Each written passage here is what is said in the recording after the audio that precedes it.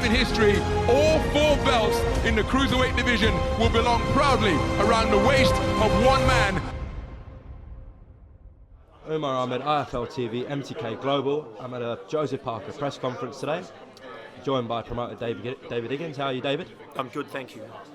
We saw Joseph there talk about how it's just another fight, sort of, going out in front of 80,000 people. There's nothing to be nervous about. Is that how the rest of the team feels as well, Team Parker? 100%, because you have to remember, Joseph started on the pads at age 3 with his dad as an amateur. He went to every continent in the world in terrible conditions. Boxing in New Zealand gets no government funding.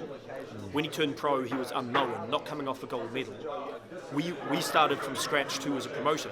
So we have hustled our way, scrapped our way to the top of the world, without any funding, not much sponsorship.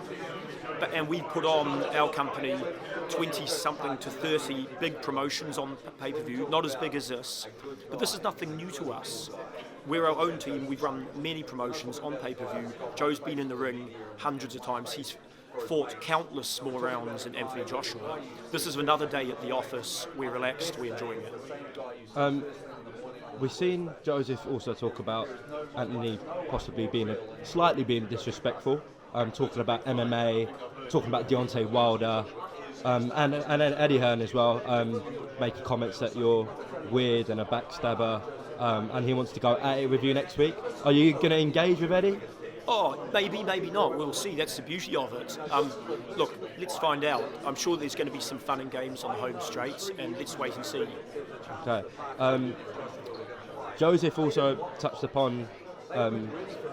well, we know that you picked him up as a raw heavyweight.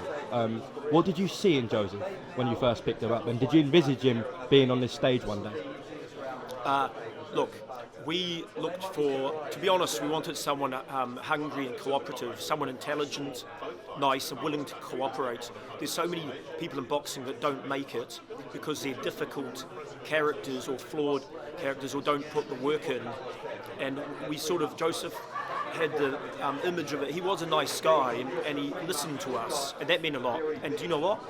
He's done everything we've asked of him and more, and been the most cooperative guy I've ever worked with. And that's part of the reason I think he's made it from top, is that he's great to work with. So he's sort of his character and his drive, is that what you're saying? As well as his talent, of course, has got him to this position. Yeah, he has intelligence, character, genuine humility and drive. Would you say he's had a harder route to the top than his opponent Joshua? I think Joshua had difficulties early in life and turned them around. I respect that. As a boxer, of course he's had a harder route. Boxing's a big sport in Britain. It gets government funding. It has many more sponsors, and then a winning Olympic gold catapults you. That would have made it easier. Joseph had none of that. It's been a real hustle, and we've taken real risk along the way. Trainer Kevin Barry said that Joseph's record compared to AJ's is far better. Your thoughts on that comment? If you compare their resumes together? Yeah, look, I'm not a boxing expert, I'm a promoter, so it's good you talk to the trainer about that. If Kevin says it's fairly accurate, we have discussed it. Joseph has quite a few more solid names on his record.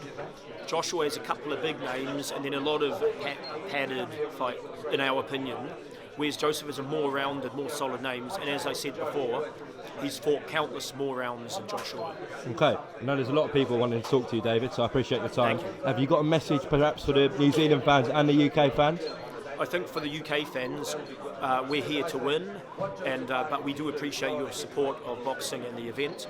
For the New Zealand fans, we know that you've contributed to the journey, and the Samoan fans, and so we're very grateful and we're doing our best to do you proud.